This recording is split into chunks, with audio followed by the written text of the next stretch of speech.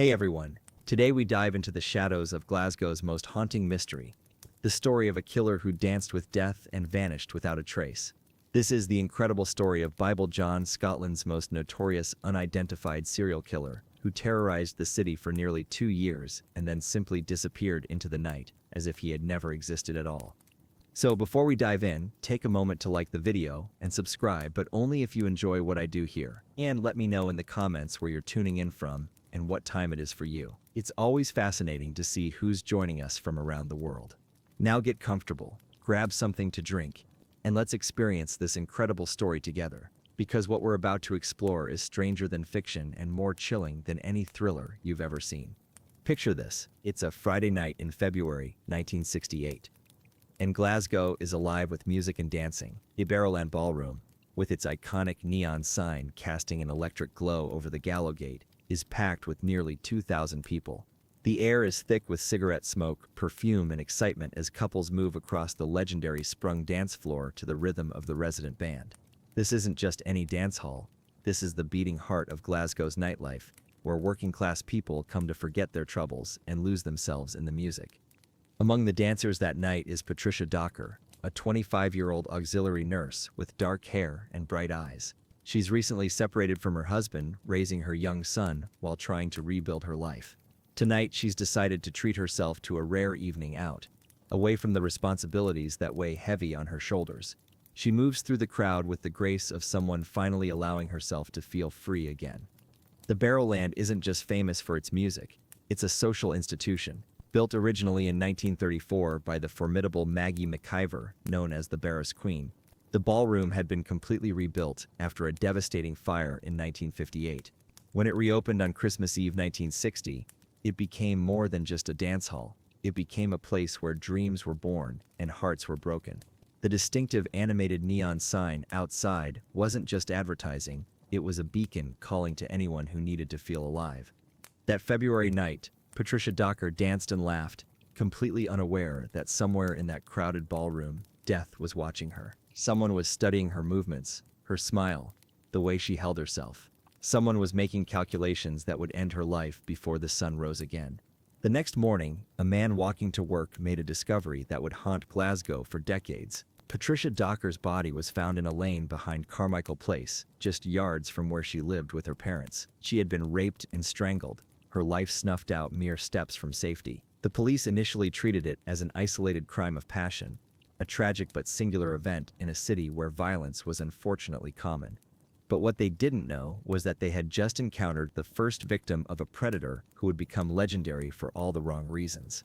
18 months passed. 18 months of relative peace where Glasgow slowly forgot about the murder of Patricia Docker. The investigation had stalled, leads had dried up, and life moved on as it always does. The Barrowland Ballroom continued to throb with music and laughter. Couples continued to meet and fall in love, and the tragedy of one young nurse seemed to fade into the background of urban life. Then came August 16, 1969, and history repeated itself with terrifying precision. Jemima MacDonald was 32 years old, a mother of 3 children who had decided to treat herself to a rare night out at the Barrowland. Like Patricia before her, Jemima had dark hair and was in her prime, a working woman trying to balance the demands of motherhood with her own need for joy and companionship. She dressed carefully that Friday evening, choosing her outfit with the care of someone who rarely got the chance to feel beautiful. The Barrowland that night was as vibrant as ever. The dance floor bounced under the feet of hundreds of dancers, the band played with infectious energy, and the atmosphere crackled with possibility. Jemima found herself dancing with a tall, well-dressed man with reddish hair who seemed charming and articulate. Witnesses would later remember seeing them together, noting how the man seemed to command attention, not through loudness, but through an almost magnetic presence. What those witnesses didn't know was that they were watching a predator select his prey with the cold calculation of a spider waiting in its web.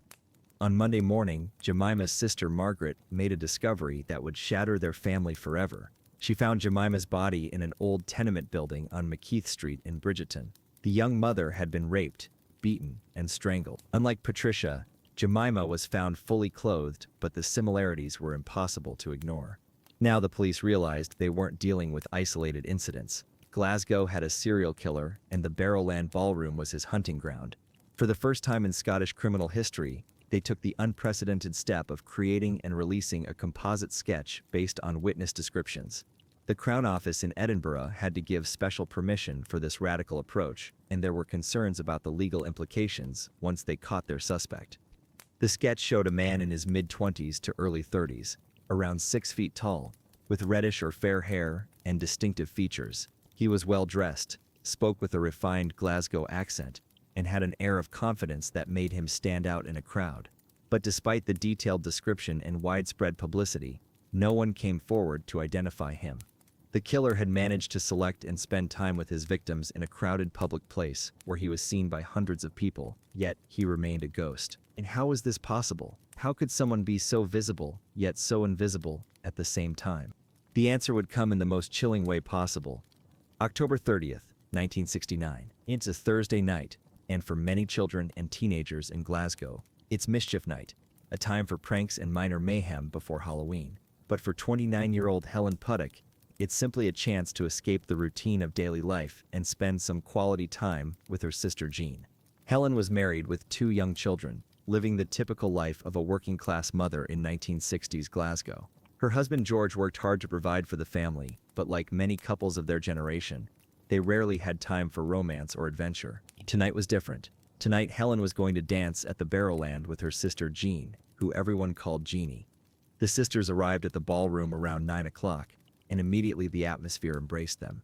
The neon sign outside cast its familiar glow, the music spilled out into the street, and the promise of a magical evening hung in the air like perfume.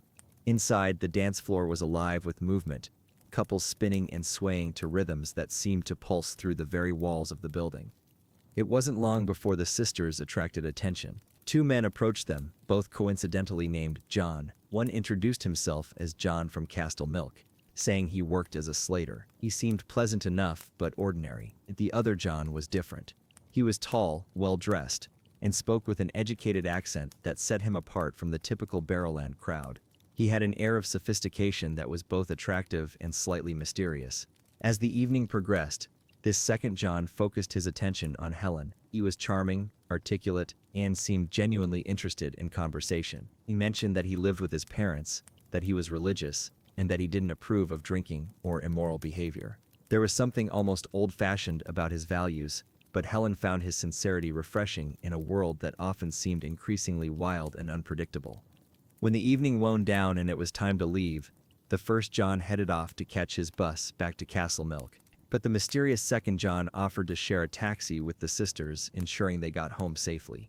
It seemed like the gesture of a gentleman, the kind of man their parents would approve of.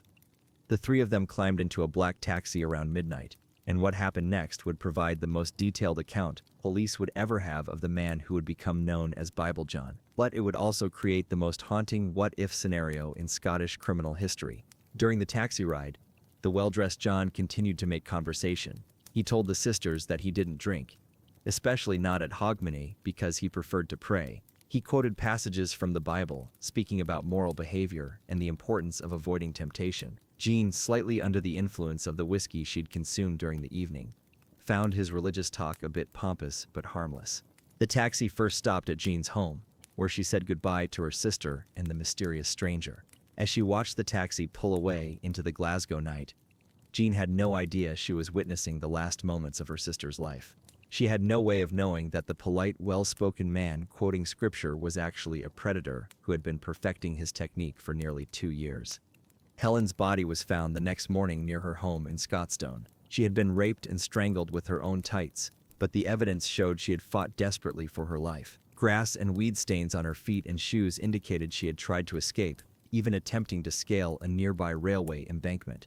There was a deep bite mark on her wrist, where her killer had literally branded her with his teeth. Like the previous victims, Helen had been menstruating at the time of her murder, and her killer had grotesquely placed her sanitary towel under her left armpit.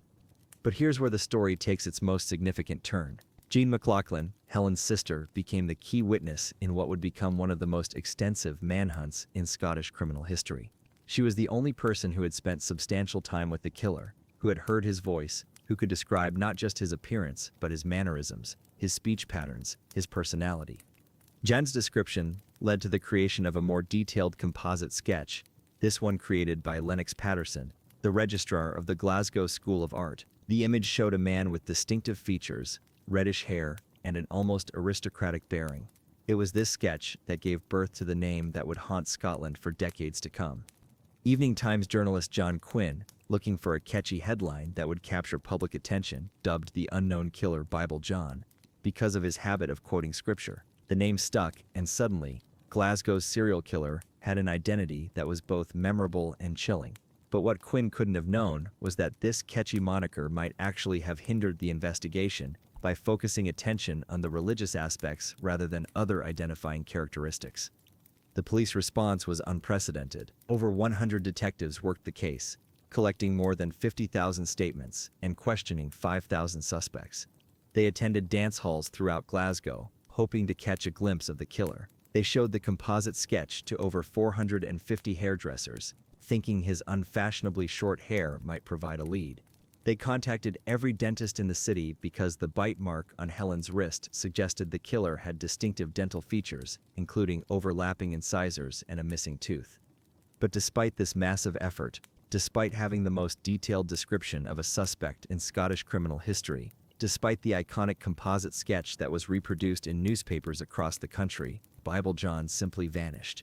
After Helen Puttock's murder in October 1969, the killing stopped. The man who had terrorized Glasgow's most popular dance hall disappeared as completely as if he had never existed.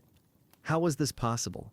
How could someone who had been seen by hundreds of witnesses, who had been described in minute detail, who had left forensic evidence at the crime scenes, simply evaporate into thin air?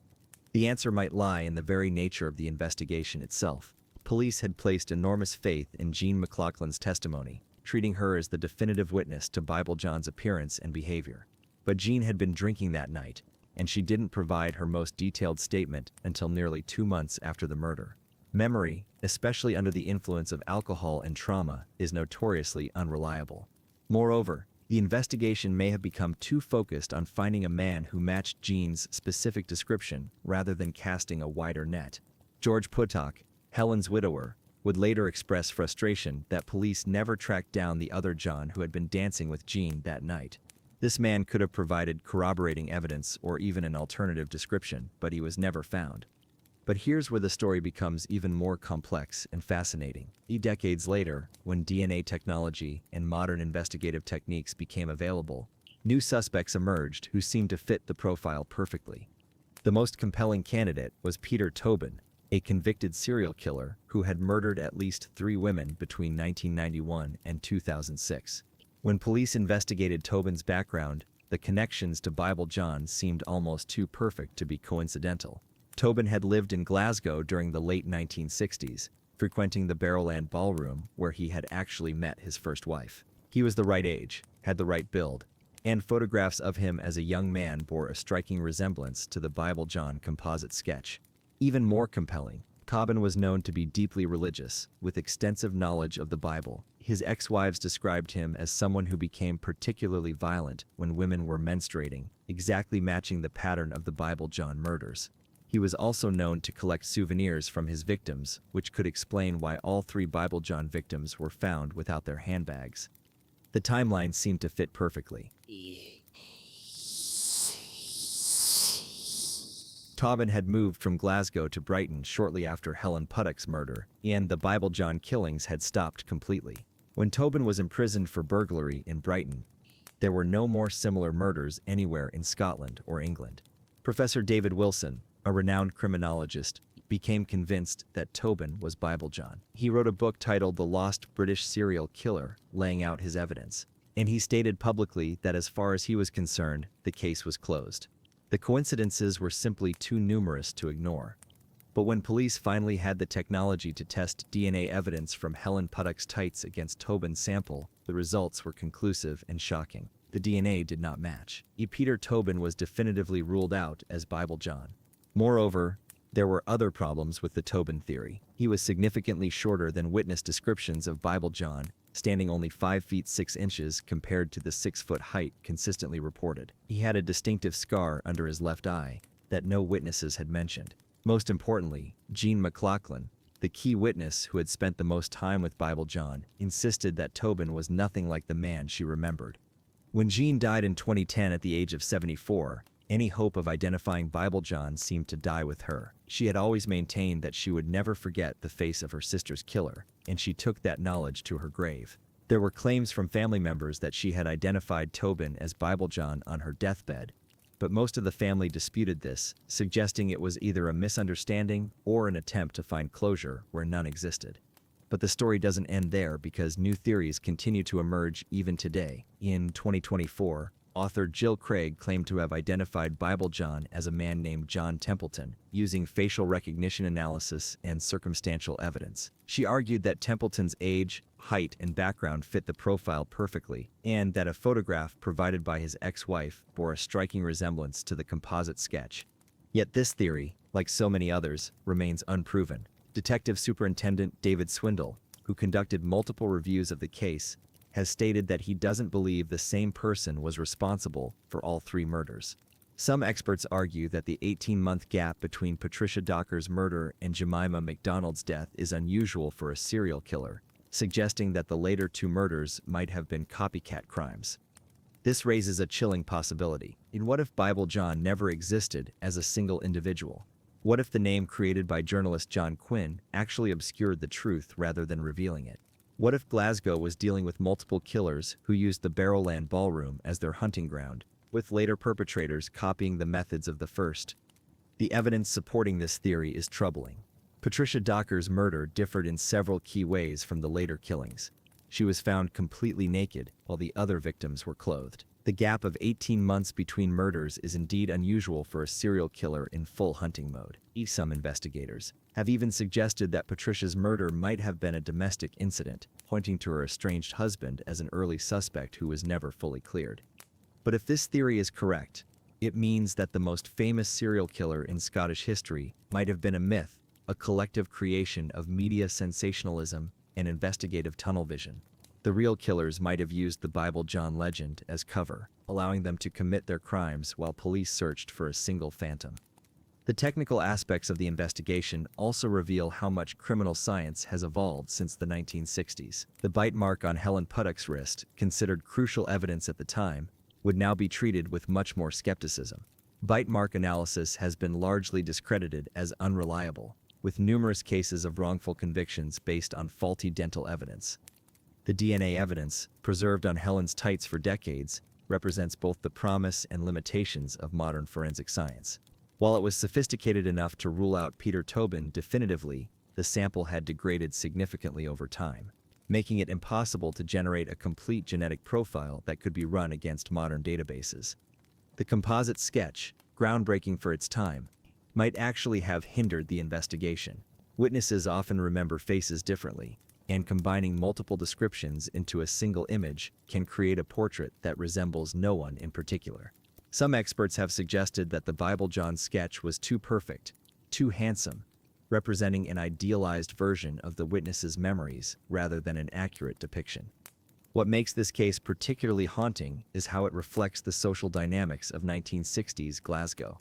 The Barrowland Ballroom represented freedom and possibility for working-class people, especially women who had few opportunities for independence and excitement. For the victims, a night of dancing was a rare chance to feel beautiful, desired, and alive. That this sanctuary became a hunting ground for predators represents a profound violation of trust and safety. The cultural impact of Bible John extends far beyond the original crimes. The case has inspired countless books, documentaries, and articles. It's become part of Glasgow's folklore, a dark legend that parents use to warn their children about the dangers of trusting strangers. The Barrowland Ballroom, still operating today as one of Scotland's premier music venues, carries this history like a ghost, with many visitors unaware they're dancing on the same floor where a killer once stalked his prey. The investigation itself has become a case study in how media coverage can both help and hinder criminal investigations. The nickname Bible John was brilliant marketing that kept the case in the public eye, but it may have also created expectations and preconceptions that limited the scope of the investigation. The focus on finding a religious zealot who quoted scripture might have caused investigators to overlook suspects who didn't fit this specific profile. Modern criminal profilers have suggested that the killer's religious rhetoric might have been performative rather than genuine, a way to seem memorable and trustworthy rather than an expression of actual faith. Serial killers often adopt personas that help them gain access to victims, and a religious facade would have been particularly effective in 1960s Glasgow, where church attendance was still common and moral propriety was highly valued. The victims themselves deserve to be remembered as more than just entries in a criminal case file. Patricia Docker was working to rebuild her life after a difficult marriage, raising her son while pursuing her career as a nurse. Jemima McDonald was juggling the demands of motherhood with her own need for joy and companionship. Helen Puddock was a devoted wife and mother who simply wanted one evening of dancing and laughter with her sister. Their deaths robbed their families, not just of beloved daughters and mothers, but of futures that will never be known. Patricia's son grew up without his mother's guidance. Jemima's 3 children were left to wonder what their lives might have been like with her presence. Helen's husband George spent decades seeking answers that never came, eventually remarrying but never forgetting the woman who was taken from him so brutally. The ripple effects extended throughout Glasgow's social fabric. The Barrowland Ballroom implemented new security measures, and many women became afraid to go out dancing alone. The city's nightlife changed, becoming more cautious and less trusting. In a sense, Bible John succeeded in terrorizing an entire community, not just his individual victims. Recent developments in the case have focused on using new technologies to re-examine old evidence. Advanced DNA analysis techniques can sometimes extract usable genetic material from samples that were previously too degraded to test. Facial recognition software can compare the composite sketch to databases of historical photographs, potentially identifying suspects who were never considered during the original investigation. But these technological advances also highlight a frustrating reality. If Bible John is still alive, he would now be in his 80s or 90s. Even if new evidence emerged that identified him definitively, the chances of bringing him to trial would be slim. The witnesses are dead, the investigators have retired or passed away, and the killer himself might be beyond the reach of earthly justice. This temporal aspect adds another layer of tragedy to the case, and families who spent decades hoping for closure may never receive it. George Puttock, Helen's widower, is now in his 80s and in poor health, and he has expressed frustration that he may die without ever knowing who killed his wife. The children and grandchildren of the victims carry this burden of uncertainty, this knowledge that somewhere a killer escaped justice. Yet the search for truth continues. Cold case investigators still review the files periodically, hoping that new technology or fresh perspective might reveal overlooked clues. Amateur sleuths and true crime enthusiasts continue to propose theories and identify potential suspects. The case remains officially open, though police acknowledge that a resolution becomes less likely with each passing year. The psychology of the case raises fascinating questions about identity and memory. Bible John exists primarily as a construct of witness testimony, police interviews, and artistic interpretation. Unlike many serial killers, there are no photographs of him, no recorded confessions, no personal effects that might provide insight into his mind. He is essentially a ghost made of words and descriptions, a phantom killer who may have been multiple people or no one at all. This ambiguity has allowed Bible John to become whatever people need him to be. For some, he represents the ultimate boogeyman, proof that evil can hide behind a charming facade. For others, he's a symbol of investigative failure, evidence that even the most extensive manhunt can come to nothing. For the families of the victims, he remains a source of unresolved pain, a question that may never be answered. The media representation of Bible John has evolved over the decades, reflecting changing attitudes toward crime, justice, and victimhood. Early coverage focused heavily on the killer's mysterious persona and the dramatic aspects of the case. More recent treatments have emphasized the victim's humanity and the lasting impact on their families. This shift represents a broader change in how society discusses violent crime, moving away from sensationalism toward more thoughtful consideration of harm and healing. The international attention the case has received speaks to its unique characteristics. Serial killers who operate in public places are relatively rare, and the detailed witness testimony made Bible John seem tantalizingly close to identification. The fact that he was never caught has made the case a touchstone for discussions about unsolved crimes and investigative methodology. Academic studies of the case have contributed to our understanding of eyewitness reliability, police procedure, and media influence on criminal investigations. The Bible John case is frequently cited in courses on criminology, forensic psychology, and criminal justice as an example of how complex factors can combine to make even seemingly solvable cases impossible to close. The geographical aspects of the case also deserve consideration. Glasgow in the 1960s was a city in transition, moving away from its industrial past toward an uncertain future. The social upheaval of the era, combined with limited investigative resources and communication technologies, created conditions that a smart killer could exploit. Today's Scotland, with its extensive CCTV coverage, DNA databases, and international police cooperation, would present far fewer opportunities for a serial killer to operate undetected. Yet even with all these advantages, modern investigations sometimes fail to solve cases that seem straightforward. The Bible John case reminds us that criminal investigation is as much art as science, dependent on human insight, luck, and the complex interplay of evidence, witness testimony, and investigative instinct. The religious aspects of the case continue to fascinate researchers and the public. The killer's biblical quotations and moral pronouncements seem to indicate either genuine religious conviction or sophisticated psychological manipulation. Some profilers have suggested that the religious facade allowed him to approach women who might otherwise have been suspicious of a stranger's attention.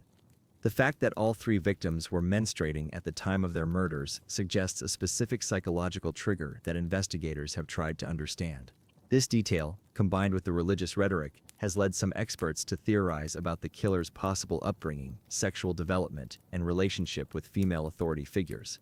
However, without the killer in custody, these remain speculative exercises rather than definitive insights. The impact on Glasgow's religious community was also significant. Many churches found themselves having to address questions about how someone could claim religious conviction while committing such horrific acts. The case highlighted the difference between performative religiosity and genuine faith, a distinction that resonated throughout Scottish society. As we approach the 60th anniversary of the first murder, the Bible John case remains as compelling and frustrating as ever. New generations discover the story and become captivated by its unsolved mysteries. Social media has created new platforms for amateur investigators to share theories and discoveries, though none have yet produced the breakthrough that would finally identify the killer.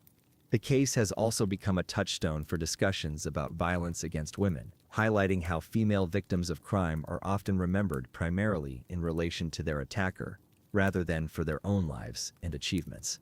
Modern feminist analysis of the case emphasizes the victim's agency and humanity while critiquing the sensationalized coverage that turned their deaths into entertainment. The technological possibilities for solving the case continue to evolve. Genetic genealogy, the technique that has solved numerous cold cases in recent years, offers some hope for eventually identifying Bible John through familial DNA matches. However, the degraded state of the available DNA evidence makes this approach challenging, though not impossible. Advanced computer modeling and artificial intelligence might also provide new tools for analyzing the case. Machine learning algorithms could potentially identify patterns in the witness testimony that human investigators missed, or generate more accurate facial reconstructions based on the available descriptions. But perhaps the most important lesson of the Bible John case is about the limitations of closure and the persistence of mystery in human affairs. Some questions may never be answered, some crimes may never be solved, and some families may never receive the justice they deserve. This reality is difficult to accept in a culture that values resolution and explanation, but it is an inescapable part of the human condition. The three women who died after dancing at the Barrowland Ballroom deserve to be remembered not just as victims of an unknown killer, but as individuals who lived, loved, and contributed to their communities. Patricia Docker's dedication to nursing, Jemima McDonald's devotion to her children, and Helen Puddock's joy in spending time with her sister represent the positive aspects of human nature that violent crime seeks to destroy, but can never completely eliminate. Their killer, whether he was a single individual or multiple perpetrators, succeeded in ending their lives, but failed in his apparent goal of terrorizing society into submission. Glasgow continued to dance, the Barrowland Ballroom remained open, and new generations of young people found love and joy on the same dance floor where tragedy once struck. This resilience in the face of evil, this refusal to be permanently terrorized by violence, may be the most important legacy of the Bible John case. Evil exists, predators walk among us, and sometimes they escape earthly justice. But life continues, love persists, and hope endures even in the darkest of circumstances. The story of Bible John is ultimately a story about all of us.